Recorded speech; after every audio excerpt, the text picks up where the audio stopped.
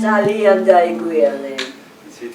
ზუსტად ვიცი, იმიტომ რომ ეს შვეიცარია. მატარებელმა პარიზი გვიან დატოვა. რა ჩემი საქმეა? მე ვცდილობდი თქვენთვის სადგურიდან დამერეკა. ტელეფონს არასდროს ვასრულებ. მეილი გამოგიგზავნეთ. მინდოდა მეთქვათ. მე საერთოდ არ ვიყენე. არა, მესმის.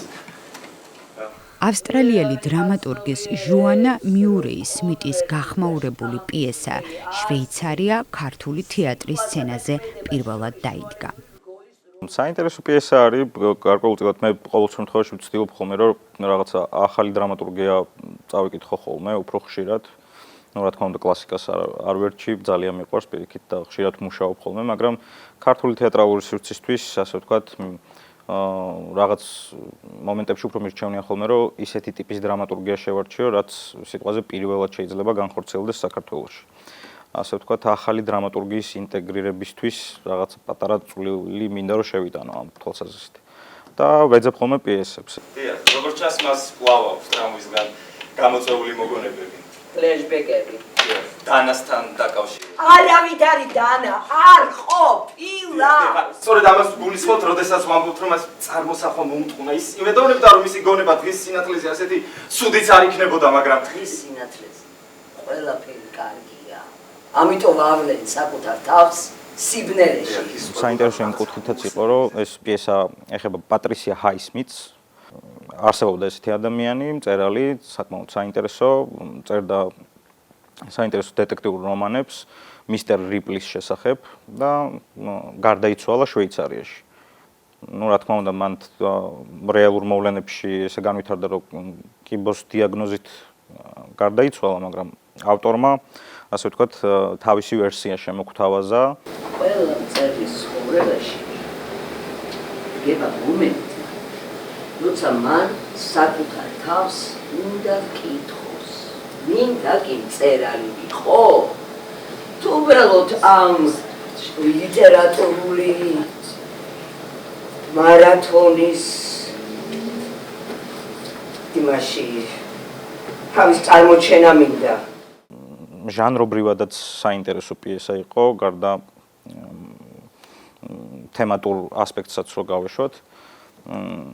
ჟანრობრივად იმიტომ იყო საინტერესო, რომ ფაქტობრივად ისე აქვს დაწერილი ეს პიესა სამ აქტად არის, ჩვენ უბრალოდ შემოკლებული გვაქვს და ერთ მოქმედებად გვაქვს გაერთიანებული, მაგრამ ისე საინტერესოა აქვს დაწერილი, რომ თითოეულ აქტს აქვს თავისი ჟანრობრივი თავისებურება რა, აბსოლუტურად სხვადასხვა ჟანრს მოიცავს ერთდროულად ეს პიესა და მაგ კუთხითაც ძალიან საინტერესო იყო ჩემთვის. როგორც კი სრულს გადმოვაბიჯე, იმ წამსვე ვიგრძენი, როგორც შემოიტანე აქ შენი ამერიკული დარდელობა. არა, შეიძლება მე დიდი დრო გავატარე ევროპაში და ამიტომაც გრძნობ ასე, მაგრამ ევროპელები დიდ ყურადღებას უთმობენ დეტალებს. და პატივსცემენ წინათ გრძნობას. ამერიკელებისთვის კი ოდნავიც უკვე საკმაოდ კარგი. ეხება ძალიან საინტერესო თემას, ავტორის კრიზისს. იმ მომენტს, როდესაც ავტორი პერსონაჟის შექმნის ან მისი ნაწარმოების შექმნის დროს განიცდის ძალიან მაღალი ხარისხის კრიზისს და ძალიან მეტაფორულად არის გადატანილი, ასე ვთქვათ, ეს მოქმედება შვეიცარიაში, ვინაიდან თავად ავტორსაც აქვს, ასე ვთქვათ, ნეიტრალური მხარე არჩეული და მისი შემოქმედება, ასე ვთქვათ, ისეთი მძაფრი ვეღარ არის, როგორც იყო მის საუკეთესო წლებში. პატრისია ჰაისმიტი ცნობილი მწერალია, რომელიც შვეიცარიის ალპებში შემოქმედებით კრიზისს ებრძვის. იგი სერიულ მკვლელ ტომ რიპლიზე შექმნილი დეტექტიური სერიების ავტორია. წიგნი პოპულარობით სარგებლობს მკითხველში. გამოცემა მწერალთან მოსალაპარაკებლად ახალგაზრდა აგენტს ედვარდ რიჯუეის აგზავნის, რომელმაც პატრისია სერიის ბოლო ნაწილის დასრულებაში უნდა დაარწმუნოს. მე ვიცი რომ თქვენ განსაკუთრებული ხართ. ნუ მრიქნელო. იქნებ საქმეს დაუბრუნდეთ. ჯერ ერთი მე წერაზე არასდროს ვლაპარაკობ. და მეორეც წერაზე მე არასდროს ვლაპარაკობ. გადით მაშინ იცოდეთ რომ საცია წავა. საცია წავა. სანამ ხელს არ მოაწერთ. პატრისია სტუმარს სთავაზობს ჩაერთოს თამაში და ერთად მოიფიქრონ ტომ რიპლის კიდევ ერთი მკვლელობის ისტორია. ედვარდი იღებს გამოწვევას და თხზავს ამბავს მკვლელზე, რომელიც მსხვერპლთან ბანკის ახალგაზრდა მოწესრიგებული თანამშრომლის სახით მიდის. სპექტაკლში მოვლენათა შემდგომი მსვლელობა კი აჩენს ეჭვს. თავად ედვარდი ხომ არ არის ის მკვლელი, რომელიც დასაწყისში გამომცემლობის ახალგაზრდა ზრდილობიანი აგენტის სახით მოგვევლინა.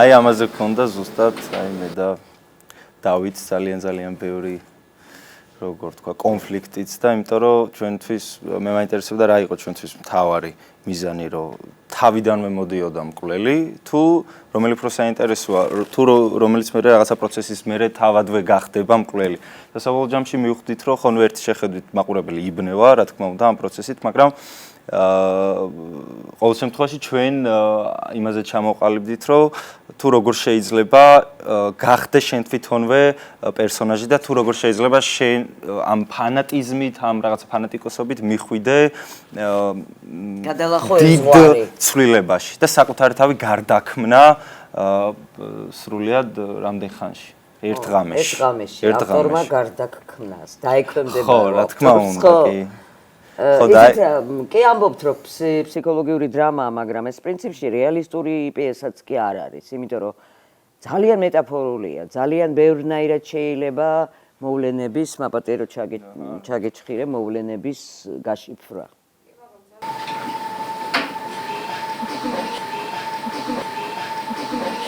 ჩვენ ხო ხელოვნებას ვეთაყვანებით და ინჟინერიაზე რატო არ გვეკვრის სუნთქვა? ერთ-ერთ სცენაში პატრიცია კარადას აღებს, სადაც სხვადასხვა ზომის ცივი იარაღის კოლექციას ვხედავთ. აქედან გამომდინარე ჩნდება ვარაუდი, რომ მწერალი თავად არის საკუთარ ნაწარმოებში აღწერილი მკვლელობების მონაწილე. ეგ არ ვიცი რა შვებოდა პატრიცია, მაგრამ თვითონ პიესაში უკვე პატრისიას ავტორი ათქმევინებს, რომ მე დიდებული მკვლელი ვიქნები. ძალიან საინტერესო ფაქტია, იმიტომ რომ აი ძალიან ბევრი მაყურებლისგან მოვისმინე, სრულიად სხვადასხვა ფანტაზიები და სრულიად სხვადასხვა შეფასებები, იმიტომ რომ ბევრი ვარიანტი არსებობს ჩვენ სტუინებში, თუ როგორ ანუ ყველამ თავისებურად აღიქვა რა, ესე ზუსტი კონკრეტული მიმართულება არ ჩვენ არ გქონია სამუშაო პროცესში და შემდეგ შედეგიც უკვე ანუ ყველას თავისი პატრიცია ყავს, ყველას თავისი პერსონაჟი ყავს და აქედან გამომდინარე ხო ყველამ თავისებურად გაიარა ეს გზა და ამიტომ იყო რომ ბევრი განსხვავებული აზრი შეიქმნა. იმიტომ რომ ყველა ადამიანში არის როგორც პატრისია ამბობს, ყველა ადამიანმა შეიძლება რომ მოკლას და არა მარტო მოკლას, მილიონი რაღაც ჩაიდინოს ან პირიქით კარგი გააკეთოს. ჩვენ არ ვიცით რისი გამკეთებლები ვართ, რა ზღვარის გადალახვა შეგვიძლია. და პატრისია ამ პიესით თუ ვიმსჯელებთ, ჭკვიანი ქალი იყო და ხდებოდა რომ ადამიანმა თავის თავში ხელოვანმა განსაკუთრებით უნდა ეძიოს ის, რაც მას შეუძლია. რო იცოდეს მაინც. თუ არ გააკეთოს. ტრაგედიაზე უარესი რამაებიც არსებობს ამ ყველგან. ტრაგედია რომ ტექსტურას გვაძლევს, მაგრამ ერეკ კლავს. ეს მხოლოდ პატარა კატასტროფა, რომელმაც შეოდ და უფრო საინტერესოა. ამის მერე ბედნიერი ბავშვობა არ მქონია. ტრაგედიას გააჩნია რას დავარქმევთ, მაგრამ ეხლა რაც კონტექსტში რო დავაბრუნოთ, რაც მოუთხოვ ზუკას პერსონაჟმა პატრისიას, ეს პატრისიასნაირი ქალისთვის, შემოქმედისთვის არ არის ტრაგედია, იმიტომ რომ ის ამ ტრაგედიებს იყენებს სწორედ თავისი შემოქმედებისთვის. ტრაგედია მისთვის არის კრიზისი. როცა ვერ იყენებს, როცა დაცლილად გრძნობს თავს, როგორც ჩემი სათაყვანებელი ლილი ოსელიანი ამბობდა, ყველაფერი ცუდით და კარგით თქვენს ყოლაბაში მიდის. ეს თუ შენ წერლობა გინდა, თუ შენ გინდა ხელოვანი იყო, ყველა ტრაგედია, მშობლის სიკვდილი ან მშობლის უმსგავსობა პატრიციას შემთხვევაში, ეს არის ის, რაც ქმნის ავტორს. ამის გარეშე ავტორი ვერ იქნება. ტკივილების, შეგრძნებების, კანის გადაძრობის გარეშე არ არსებობს ხელოვნება. იცი რა, მკვლელის ანატომია ყოველთვის უფრო საინტერესო იქნება, ვიდრე სხვერპლის. იმიტომ რომ მკვლელი აქტიურია, ზღვარს გადადის.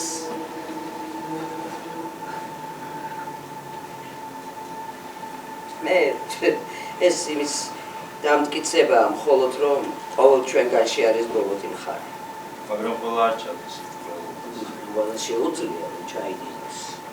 მე მაგალითად მიყვარს მკვლელობა, მე დიდებული მკვლელი ვიქნებოდა.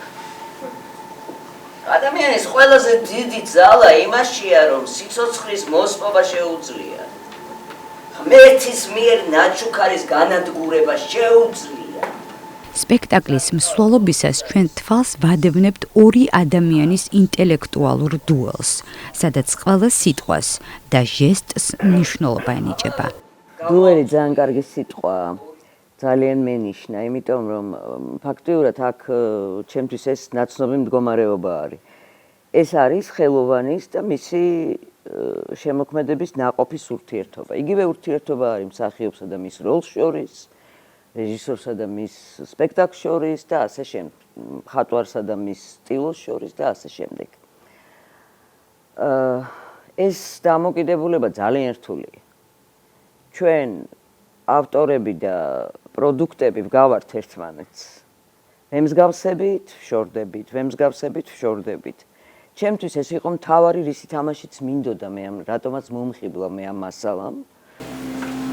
ჩემი ინტერესი მკვლელობა კი არის, არამედ სიყვარული, მაგრამ სიყვარული განუყოფელია მკვლელობის.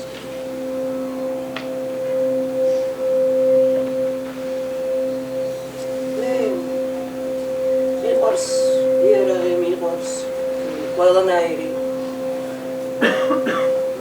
მიყვარს ცური, როცა იძირება სხეულში. მიყვარს, როდესაც ცვილის ფიგურების თანამშრომელი დამთვალიერებას კლავს და ცვილის ფიგურად აქცევს. საწამლავიც მიყვარს. მაგალითად, გველის შხამი. პირველი ეგ იყო, რომ როგორ უჩინარდები როლში, იმიტომ რომ განცდა ზოგჯერ არის ისეთი, რომ ეს არ არის რომ როლში შევდივარ და სხვა ვინმეს ვთამაშობ, არა. ეს არის ერთიანდება, ორი სუბიექტი, რეალური და ფანტაზიის ნაყოფი. ეს არის საოცარი პროცესი, რომელიც ძალიან საინტერესოა და მე რო ფსიქოლოგი ვიყო, ალბათ ამას შევისწავლიდი რა ხდება მსახიობების ტვინში განსაკუთრებით. ყველაზე ესეთი რთულია ალბათ სხვა ხელოვნებასთან შედარებით. და ეს იყო რის გამოც მინდოდა თამაში, როგორ კვდება ავტორი თავის შექმნილში. ჩვენს ეპოქაში მხოლოდ თქვენ შეძლებთ კითხველის მორალური კომპასების დარღვევა. ამას კარგი წერა ქვია. როდესაც ტომ რიპლი დიდ გრიმს ნავზე კლავს. საშინელება ის არის, რომ ჩვენ რიპლის მხარეს ვართ. გვინდა რომ მას ეს გლობა შეერჩეს. წერლებს არ გვაინტერესებს მორალური განმასება. მორალური თავისუფლება, წერლის ტანჯვის და მარტოსურობის კომპენსაცია. ჩემი საქმე არ არის განსჯა. ჩემი საქმეა დარწმუნება. კითხველი თვითონ იპოვის როგორმე ხარისზე. იქნები სადაც შუაში. შვეიცარიაში. იმიტომაც იყო ეს არა პერსონაჟის მოკვლა, არამედ ავტორი. რეალურად ჩვენ შეგვიძლია ვიფიქროთ, რომ თავი მოიკლა, ან მოკლა ვიღაცა მოსულმა გარეწარმა, რომელიც მანიპულირებდა. ეს ყველას თავისი ვერსია შეიძლება ქონდეს. ჩემთვის ეს არის მეტაფორა იმისი, როგორ აკვდება ავტორი თავის მიერ შექმნილ პერსონაჟს. მასში კვდება. და როდესაც რიპლი ქუჩას გადაკვეთს, ამჩნევს, რომ კარის სპილენძის სარზე ითის ანაბეჭდები უკვე წაშლილია მონდომებული მსახურს.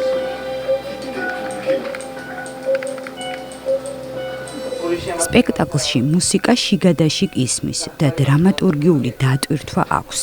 კონკრეტული სცენების დროს იგი მაყურებელს დამატებით ინფორმაციას აწვდის და მოვლენათა არსის წვდომაში ეხმარება. კომპოზიტორი გახლავთ ნიკა კოხრაიძე. მისი ინტეგრირება ხდება, ასე ვთქვათ, თეატრში. ვცდილობთ, რომ რაღაცნაირად მოვიზიდოთ, დავაინტერესოთ თეატრით და მე მგონი, ეხლა უკვე მეორე სპექტაკლია მისი, ასე ვთქვათ, უშუალო შესრულებით და მე მგონია, რომ მოეწონა და გააგრძელებს ჩვენთან ურთიერთობას, ან ზოგადად თეატრთან გააგრძელებს ურთიერთობას. ამის იმედი მაქვს.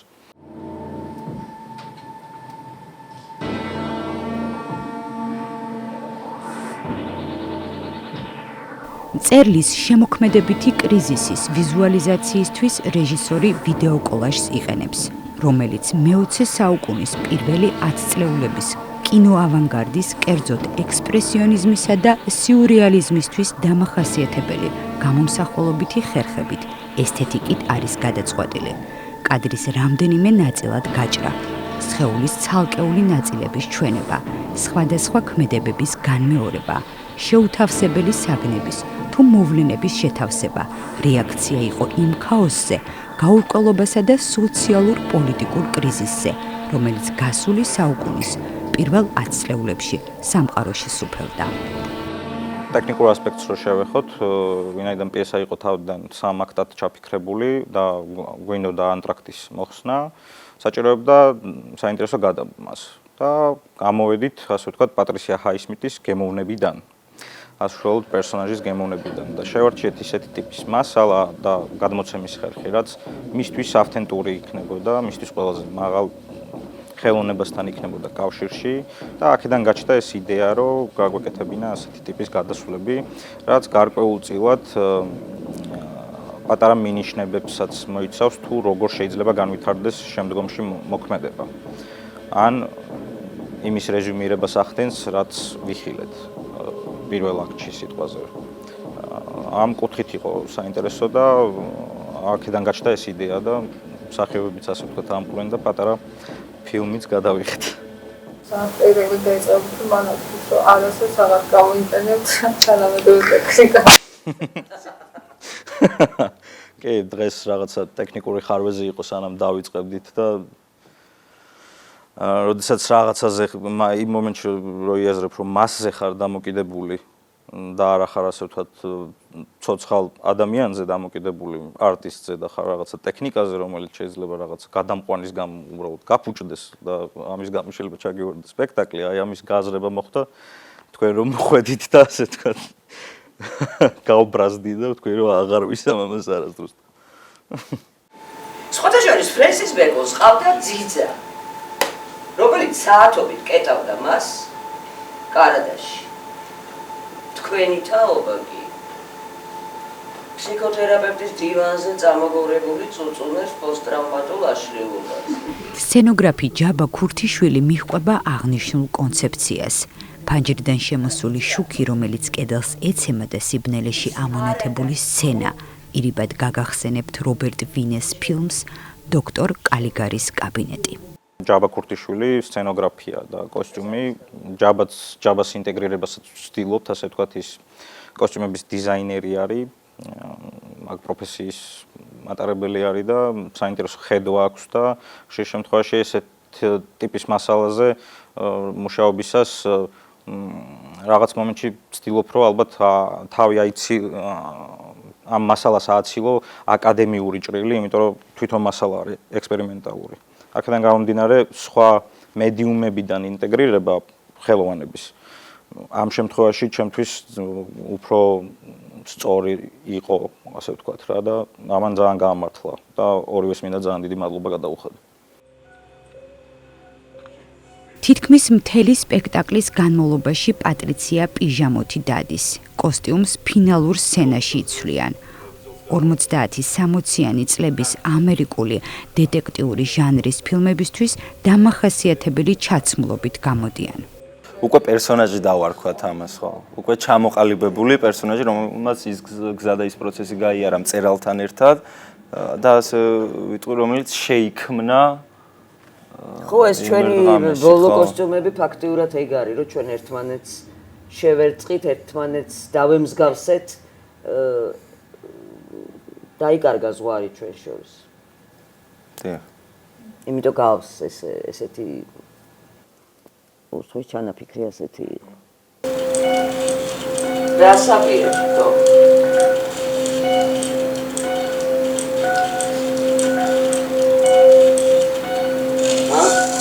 გაზაფხული. ლოგი. გზები წვიმები. ავტოკატასტროფები. ჩემი მშობლები სახლი ხიდი გადაადგილება. მე და ჩემი ძმა. სახლი, კაკუნი, კარი, მოლოდინო, ფიქრი. თამაში როლის, რიპლი. სუსტად ისე მოხდა როგორც წარმოვიდგინე. ვიცოდი ვისთან უნდა მემუშავა ამ პიესაზე, როგორც კი წავიკითხე, ვიცოდი რომ პატრიცია უნდა ყოფილიყო ნინო ბურდული და მისტერ რიპლი, ამ შემთხვევაში ედვარდ რიჯვეი, პირველ აქტში უნდა ყოფილიყო ზუკა პაპუაშვილი და მე მათთან ძალიან სასიამოვნო პროცესი გავატარე და მხოლოდ მაგიტომ მიღებდა ამ პიესაზე მუშაობას სხვა ბენეფიტებს ეგრეთ წოდებულს, რომ თავი დავანებოთ. ხალხი დაგეხმარები რომ ეს რიპლი ისეთივე კარგი იყოს. როგორც მუზამი.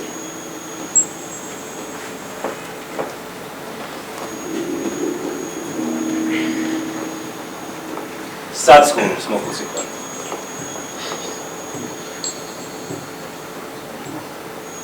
შვეიცარიაში.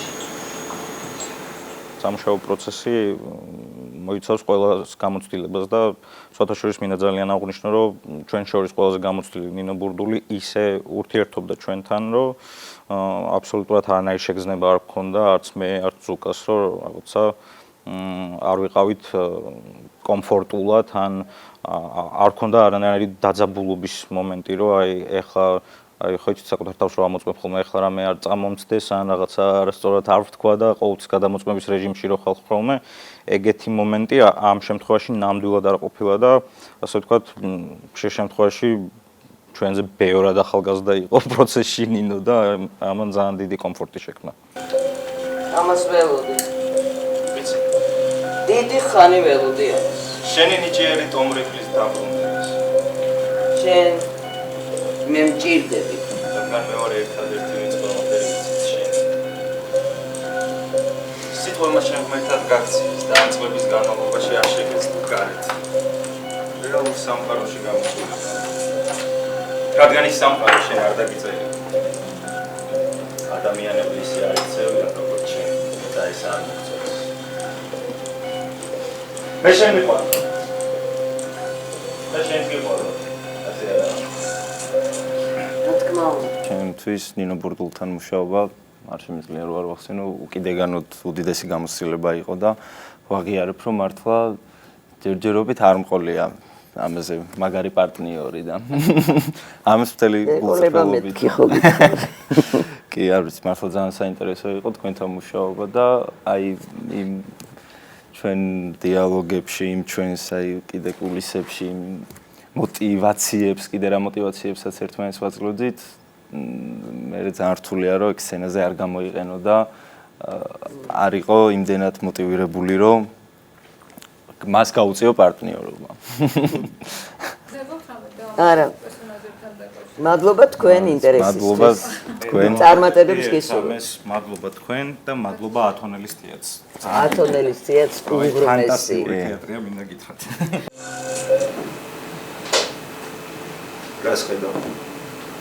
რას ხედავ ტროტუარს ჩემი ტერფების კაკუნი მესმის გარეთ მას მიფრიალებს ლამას ქალს ჩავუარე მაგრამ ახლა მეჩქარება არა უნდა ყველაფერი კარგად იქნება მე